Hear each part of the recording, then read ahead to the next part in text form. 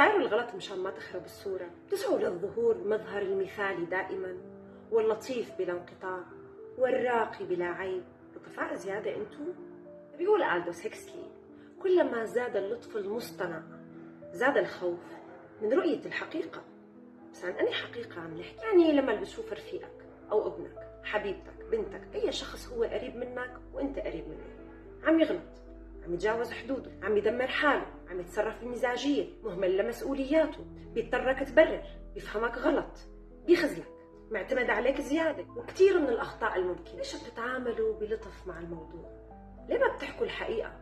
ليه ما بتكونوا مراية صادقة وبتتحملوا المسؤولية؟ خاف تكون المزعج، القاسي، اللئيم، بتخاف تمر العلاقة بأوقات غير مريحة وشكلك فيها مش ولا بس. تتذكر إنه نبلك هذا عم يتحول من فضيلة لقيد، نوع خفي من الأنانية الاجتماعية. فالمسايرة الصامتة هي جبن مغلف بالتهذيب. يعني من الأخير، إذا كان لابد إنك تزعجهم ليصحصحوا ما بتزعجهم، فأنت خايف على صورتك وآخر همك شو بيطلع لهم بالحياة. الجيل الماضي اللي تربى على القسوة اليوم كتير بيعرف الحدود.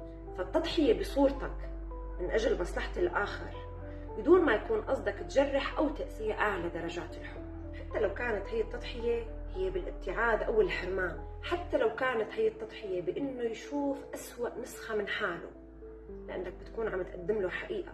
إذا قدمت له حقيقة بتقدم له احتمالية عالية لحياة صار حله يعيشها، ومسايرتك هي اللي عم بتأخرها. أيوة.